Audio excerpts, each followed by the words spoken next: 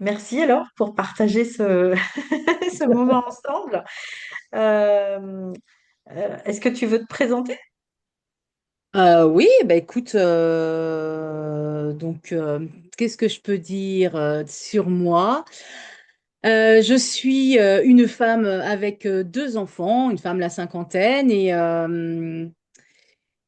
un peu, depuis 10 ans, un peu bousculée par la vie dans ses questionnements, dans son développement personnel, dans ce que peut proposer effectivement la vie avec ses épreuves.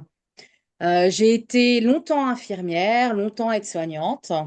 Donc, je suis dans les soins depuis mes 18 ans et j'en ai 51, alors c'est dire. Et, euh, et ça m'a apporté beaucoup de questionnements sur la façon dont on gérait l'humain, en fait. Et du coup, ces questionnements sont devenus des frustrations, ont réveillé des blessures, et jusqu'à ce que je ne puisse plus justement être soignante parce que je ne me retrouvais absolument pas. Et à côté de ça, j'ai développé tout ce qui était énergie, dans l'ésotérisme. Donc, je suis une gardienne du vivant, je suis une passeuse d'âme, je suis une énergéticienne et j'accompagne les passages de vie, notamment surtout le passage de la mort. La mort pour moi est fascinante. Merci. Elle, elle fait vraiment partie du vivant. Elle n'est pas du tout ce qu'on craint, ce qu'on perçoit, ce que l'humain en a fait avec ses égrégores, avec ses croyances, avec sa prison. Parce que on a beaucoup réduit le champ de la mort en purgatoire, en enfer, en paradis. Or, c'est pas du tout ça. C'est vraiment pas ça. C'est un passage. Alors, certes, je ne l'ai pas vécu dans cette vie, mais grâce à des voyages, j'ai pu voir ce qui se passait et en fait, j'ai pu accompagner les gens qui passaient cette étape, les voir après. Et c'est au contraire comment dire? En fait, il n'y a pas de mots, il y a pas de mots tellement que c'est libérateur, tellement que c'est beau. Donc, comment l'émotionnel ne nous suit pas là-bas. Elle nous suit un temps, mais elle se libère progressivement. Et, euh, et c'est juste magnifique. Et je travaille aussi, donc, par rapport à la mort, j'ai aussi une perception sur le cycle d'incarnation assez personnelle, du coup. Et j'œuvre pour que la- les gens comprennent ce qu'est le cycle d'incarnation et qu'ils puissent choisir soit d'y rester, soit d'en sortir. Mais au moins qu'ils aient ce libre arbitre et cette responsabilité face à ce choix-là. Voilà, longue Merci pour, présentation. euh, pour ce partage. Oui. Alors du coup, tu parlais d'émotions, donc c'est bien, ça va être aussi la transition. Comment était ta situation avant qu'on discute de cet accompagnement et que tu viennes Alors en fait, là-dessus? moi j'ai depuis des années une fibromyalgie. La fibromyalgie, elle est liée à mes émotions, ce qui fait que dès que quelque chose ne va pas, que je n'arrive pas à libérer, elle se présente, elle se cristallise dans mon corps. Alors elle se cristallise tellement bien que des fois je suis totalement paralysée, je ne peux plus bouger. Et, et pourtant, voilà, hein, j'ai beaucoup d'outils. Mais malgré ces outils, je n'arrivais pas du tout à libérer ces émotions de manière à ce qu'elles soient neutres et que je n'ai plus mal dans mon corps. Puisque Hmm. les douleurs étaient, parce que maintenant elles n'y sont plus, elles étaient omniprésentes jour et nuit et à divers degrés selon ce qui me traversait émotionnellement. Qu'est-ce Et que tu vivais à ce moment-là? corporellement ou émotionnellement? Alors, Les deux? corporellement, enfin, corporellement, c'est comme si j'étais des fois broyée, que mon corps était broyé. Comme si autrement il devenait complètement dur. Dans mes moments de paralysie, c'est comme si il était cimenté. C'est bizarre, hein, mais tous mes muscles en fait se raidissaient et ne pouvaient plus bouger. Émotionnellement, émotionnellement, c'était une fermeture de moi-même en fait. En essayant de me protéger des agressions extérieures, je m'enfermais dans une angoisse intérieure. J'ai un fils qui est parfois très compliqué à gérer et que je ne comprends pas toujours. Et du coup, ben, gérer ces crises, c'était parce que c'est moins maintenant, mais c'était très compliqué et ça me demandait de prendre beaucoup sur moi pour ne pas exploser non plus. J'ai fait de la contention manuelle avec lui pendant des années. J'essaye de décortiquer à chaque fois les réactions et pour qu'il comprenne, mais malgré tout, ça lui empêche pas lui de péter les plombs et il a beaucoup de tocs en fait. Et du coup, ça me parasitait dans tout. En plus, il est ce qu'on appelle quelqu'un qui veut toujours aller au bout du bout, en fait, dans les questionnements. C'est un questionneur sans cesse, sans arrêt, en fait. Une réponse amène forcément une question. Et du coup, bah, c'est compliqué parce qu'il n'y a pas de moment de silence, il n'y a pas de moment de stop, en fait. Et ça allait me chercher dans mes retranchements. Et voilà, donc du coup, il y avait beaucoup une prise sur vraiment me prendre sur moi pour éviter d'exploser et éviter de l'envoyer balader et d'exploser vraiment parce que ça n'aurait pas été juste pour lui en fait parce qu'il est comme ça. C'est juste moi qui n'arrivais pas à être disponible pour lui.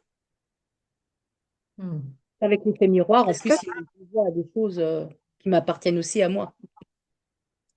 est-ce que tu te souviens comment tout ça a commencé, cette manifestation de douleur physique? Alors, très jeune, hein, j'avais déjà très mal à mon adolescence. À 20 ans, on a diagnostiqué une arthrose de quasi toutes mes articulations. Et après, ça a été que crescendo avec le métier que je faisais, avec le stress effectivement professionnel, le stress familial, et puis après, bah, tout le stress de la vie. Hmm. Ok, donc du coup, tu décides de suivre cet accompagnement. Ouais. Euh, Comment se sont passés les premiers jours, premières semaines de cet accompagnement? Alors,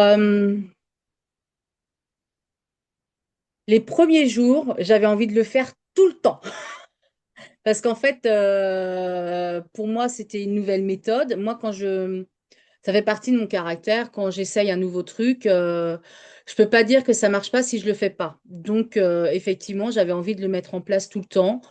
En plus que bah, dès les premières séances, j'ai vu que ça activait des choses et que ça libérait. Alors, mes douleurs, elles se sont pas évanouies du jour au lendemain, hein, loin de là.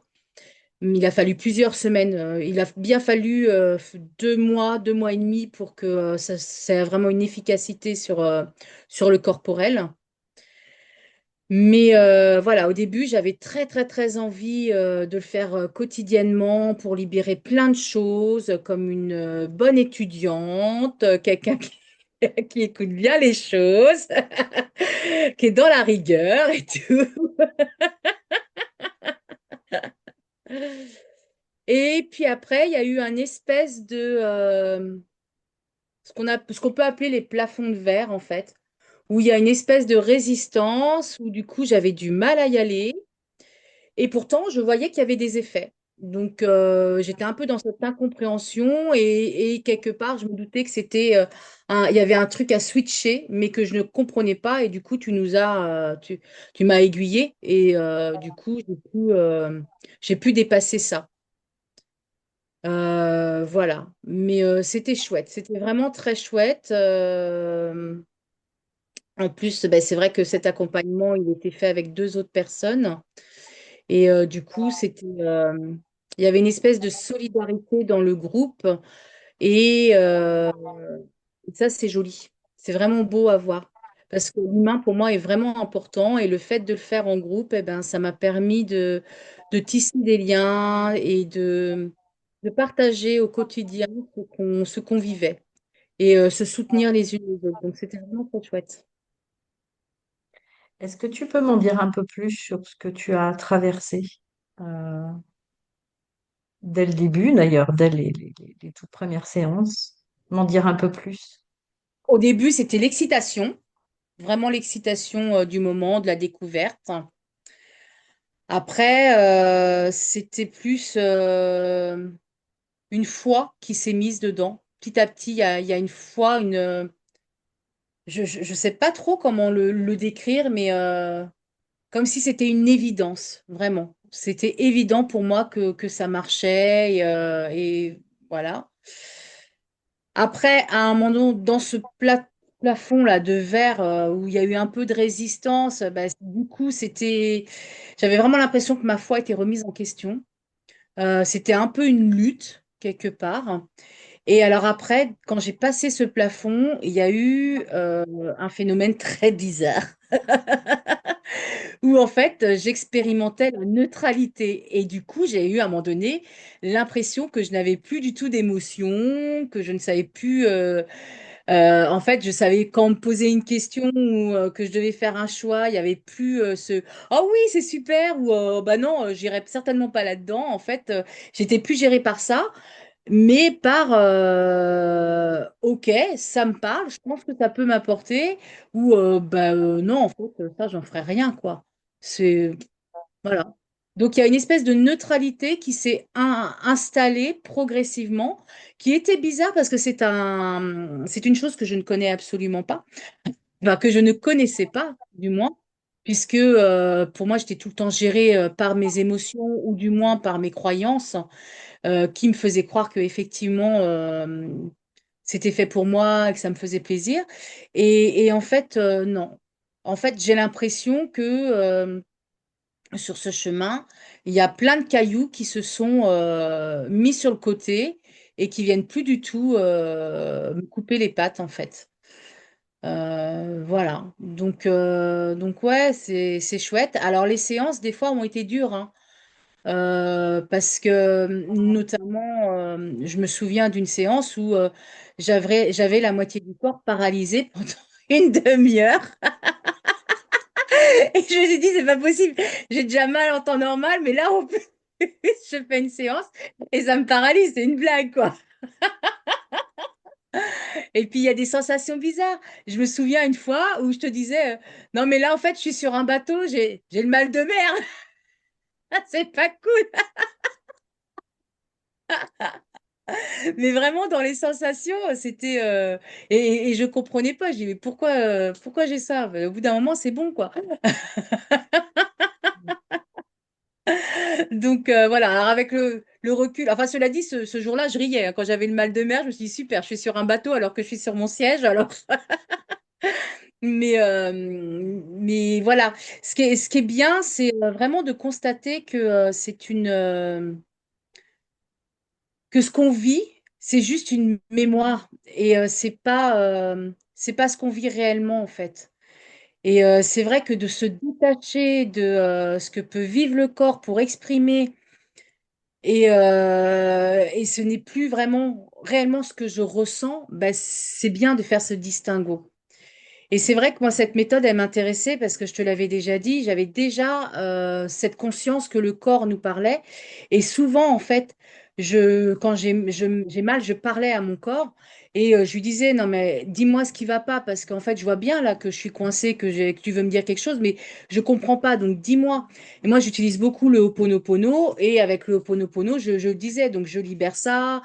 Voilà, je faisais des contrats avec mon corps en me disant, ok, je vais aller voir ça. Tu me parles que il y a ça, donc je vais aller voir. Ma douleur, tu me dis que c'est en lien avec la mémoire du rejet, ben, je vais aller voir le rejet, tu vois.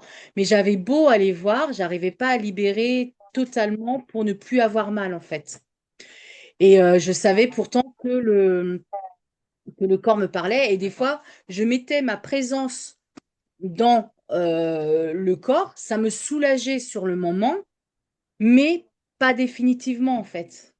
Mais je mettais ma présence 5 minutes, 10 minutes, tu vois. Et là, j'ai compris que, en fait, c'est pas en 5 ou 10 minutes qu'on peut libérer une mémoire qui date de Mathusalem, quoi. Et là, il a fallu vraiment que je comprenne. Et il a fallu aussi que je comprenne à quel point mon mental, des fois, il voulait me court-circuiter, il voulait pas aller là-dedans. Mais voilà, mais maintenant j'ai compris, hein, maintenant je vois des fois quand il me fait divaguer, je fais, eh oh, c'est bon, là on revient à l'essentiel, d'accord? Donc on revient à la mémoire et puis toi, toi, tu te débrouilles. Qu'as-tu préféré? Qu'est-ce que j'ai préféré? Ah, je sais pas. Qu'est-ce que j'ai préféré? Eh ben, je pense que c'est nos séances quand on était toutes les quatre. Parce Hmm. que on discutait ensemble, on partageait, et malgré tout qu'on était en train de bosser et toutes bâiller dans nos sens et nous dire ah j'ai mal là, ah j'ai mal là, eh ben on rigolait quand même parce qu'on était à la fois dans quelque chose d'important et notamment j'ai beaucoup aimé ce sujet commun. Quand au tout début on était juste dans l'écoute de ce que nos corps pouvaient nous préciser. Et puis après, dans notre tableau. Et quand on a commencé à faire des sujets communs comme par rapport à l'alcool, eh bien, j'ai eu le sentiment d'être plus dans une unité, tu vois, dans quelque chose de plus, dans une sororité, en fait, qui se manifestait. Et ça, c'était chouette. Hmm. Quel est le gros point fort pour toi de cette méthode? Être à l'écoute de soi. Hmm. Vraiment retrouver l'écoute de soi. Ça réapprend vraiment à être à son écoute. Euh, Dès qu'il y a quelque chose, de se rendre compte, je sais pas, moi, par exemple, on te dit quelque chose dans une conversation, c'est être à l'écoute de ce qui se passe au niveau corporel.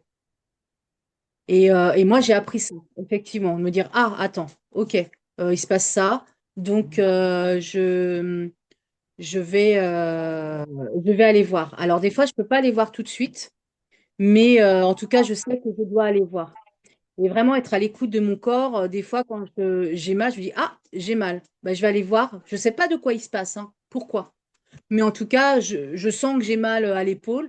Ben, je vais aller voir. Je vais aller voir ce qui se passe. Je fais une méditation, enfin l'alignement, comme tu nous as appris. Et je vais voir dans cette manifestation ce qu'il y a, en fait, tout simplement.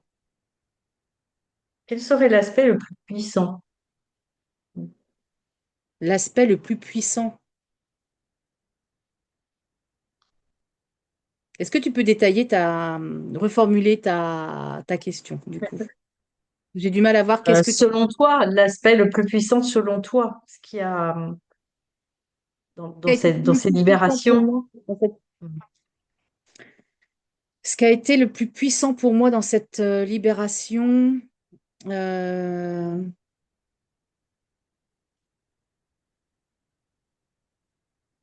eh bien, je suis partagée. Alors, ce qui a été alors, ce qui a été important pour moi, c'est la libération de mes douleurs. Parce que ça, je le vivais au quotidien, j'en pouvais plus, j'en pleurais, voilà. Euh, Par contre, ce qui a été bluffant pour moi, c'est la foi. Je trouve que c'est d'une puissance. Je n'ai jamais ressenti. Moi, j'ai toujours eu foi en la vie. Je sais que la vie, elle t'amène toujours à quelque chose. Elle est là pour ça. Et j'ai foi en le vivant. Mais là, c'est comme si avant, la foi était que des mots, alors qu'aujourd'hui, elle est une vibration. Je sais pas si tu me comprends bien. J'imagine que oui, mais bon, en tout cas. Elle est intégrée en fait. C'est au-delà du mental, au-delà des mots. C'est quelque chose que tu C'est vibres, ça. Elle est dans que mon tu as cœur, en fait. intégré. Voilà, elle est dans mon cœur. Ça se vit. Alors Ça qu'avant, se c'était vit. mentalisé, c'était oui, bah si, si, moi j'ai foi en la vie, je sais que la vie, elle va m'apporter ce que j'ai besoin. Ça, je le sais. Mais je ne le vibrais pas de la même manière. Et là, par contre, voilà, il y a vraiment une foi. Et du coup, c'est même pas foi en la vie, tu vois. C'est foi en mon être, en ma source. Et donc là, c'est différent. Je sais que la vie va m'amener des choses et je fais totalement confiance à la vie pour m'apporter ce dont j'ai besoin, mais j'ai surtout foi en mon être. Donc voilà. Excuse-moi, j'ai le téléphone de mon fils qui sonne en même temps. Il n'y a pas de souci. Ok, bah du coup, maintenant que tu as terminé, est-ce que tu peux me dire plus sur les changements que ça a créé dans ton quotidien?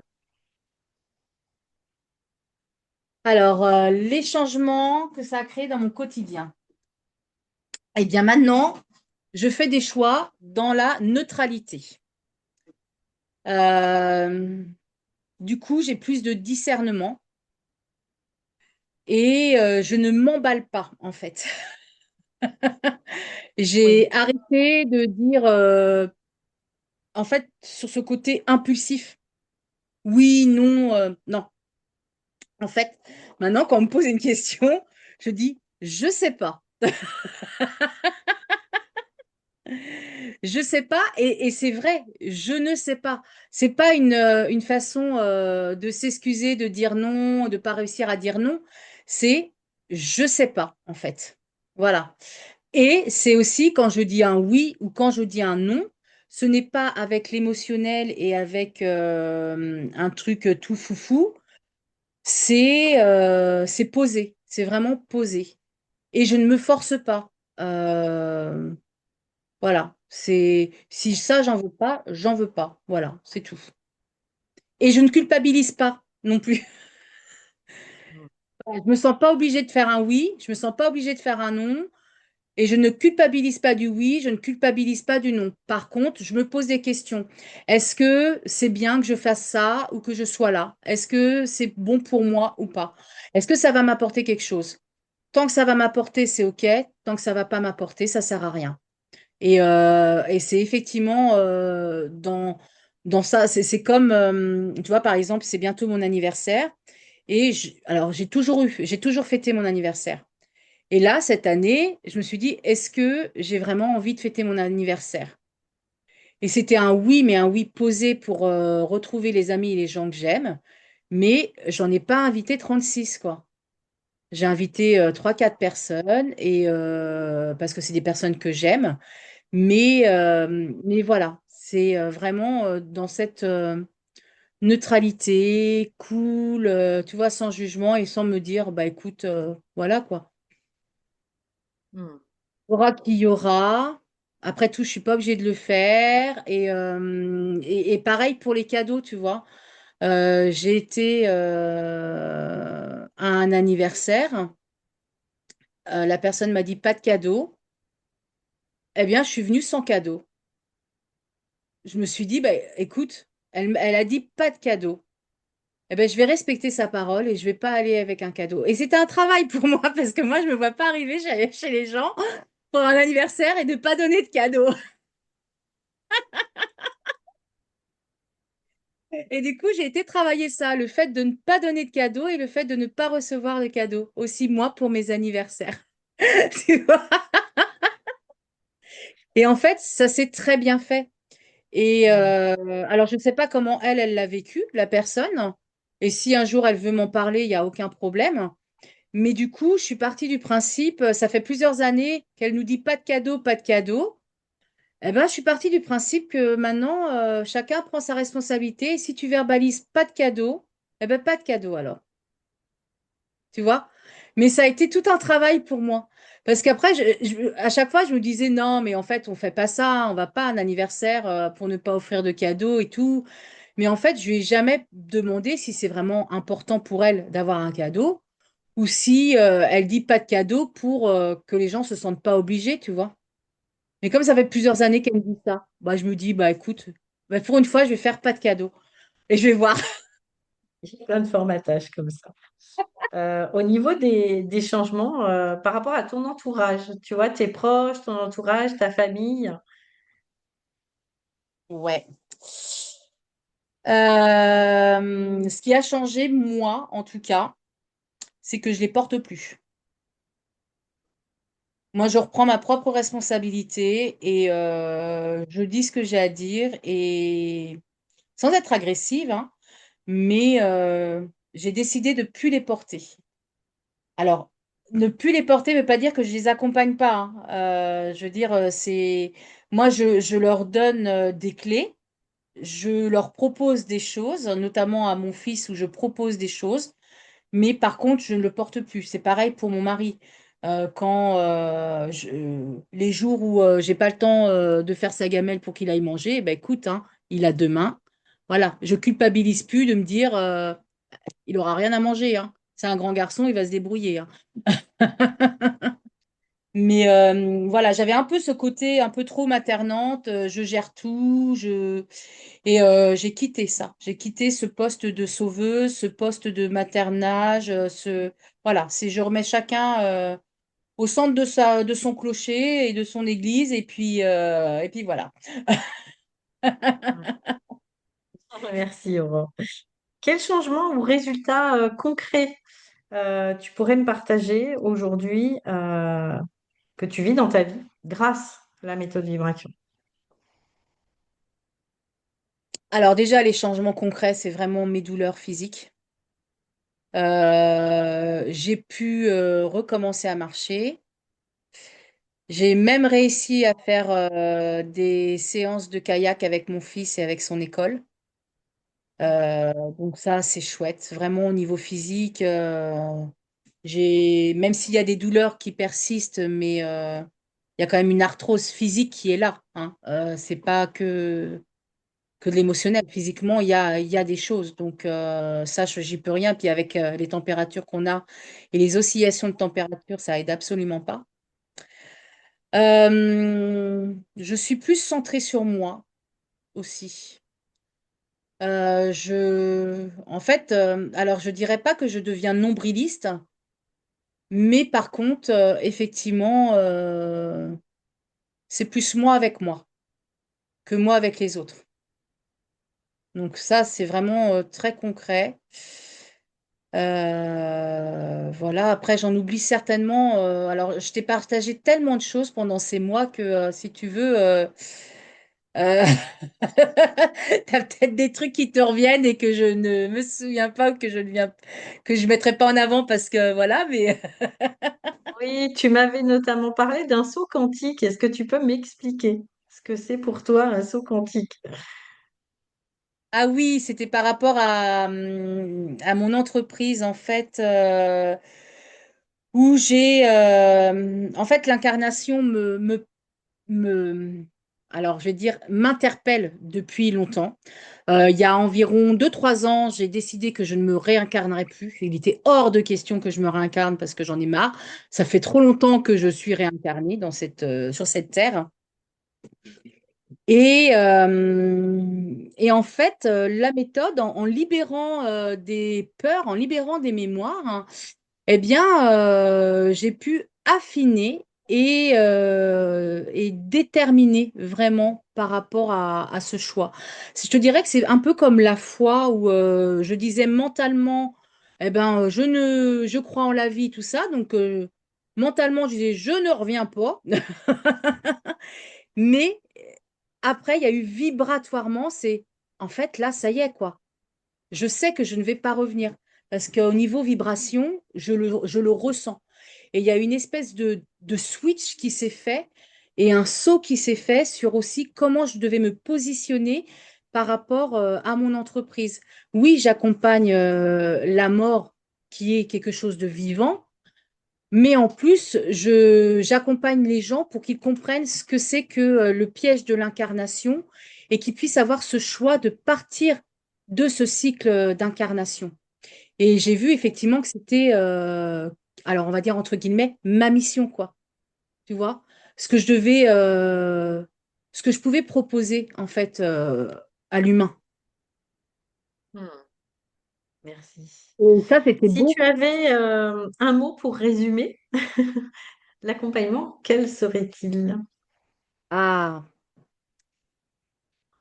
eh ben, je vais pas dire un mot, je vais dire un prénom, Christine. Ok. Parce que tu as fait le lien avec tout, tu as été présente tous les jours, hein, pour chacune d'entre nous et avec ton énergie et l'acceptation du chemin où on en est là aujourd'hui, où on en était hier et où on en sera demain, eh bien, ça fait tout. Je ne sais pas si j'aurais vécu le même accompagnement avec quelqu'un d'autre en fait. Donc voilà. Donc ça sera Christine. Merci, au revoir. De rien. Merci à toi parce que c'est un beau cadeau que tu m'as offert. Franchement, c'est un véritable cadeau que tu m'as offert. Pour moi, et comme ça joue sur moi, ça joue forcément sur les autres. Et c'est un cadeau du coup pour le monde. Donc merci de m'avoir proposé et merci d'être là. Ouais, merci, Aurore. C'est un cadeau pour toi que tu t'es fait, mais effectivement, c'est des cadeaux qu'on se fait tous et qui impactent tout autour de nous. Ouais, merci beaucoup.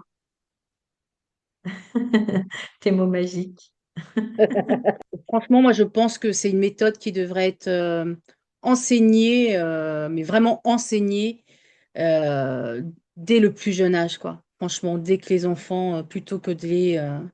Parce qu'en fait, c'est nos enfants hein, qui vont construire hein, derrière et qui vont changer les choses. Et moi, j'ai hâte que, tu vois, que Léandre, il puisse en bénéficier pour pouvoir justement changer sa perception et, et voilà, plutôt que de rester enfermé dans des croyances, dans des égrégores, je trouve ça hallucinant. Et quand Oui. je vois tous les gamins à l'école, comment ils sont, je me dis, mais en fait, il faut former les profs à ça. Oui, c'est l'objectif de la méthode, c'est l'objectif d'Hélène Pavot aussi, de réintégrer. Nous, on l'apprend, mais du coup de l'intégrer dans la famille et du coup de proposer aux enfants tout de suite de pouvoir reprendre cette capacité en fait de lâcher les bagages, les mémoires, tout ce qui met un peu comme des cailloux dans nos chaussures. C'est l'objectif, c'est l'objectif et ça peut aller très très vite puisque effectivement, ces libérations, en plus, elles touchent le transgénérationnel. Et donc, si en plus ils acquièrent la méthode, effectivement, ils vont être dans cette conscience et cette nouvelle façon d'être et de vivre beaucoup plus tôt. Beaucoup Mm. plus tôt. Quand tu as des enfants qui sont ados, forcément, nous, on a 50 ans, tu vois. Donc, l'impact, il est là. Ouais. Ça. Euh, Ouais. Ça changera tout le monde dans lequel on va vivre. Et ça, c'est chouette.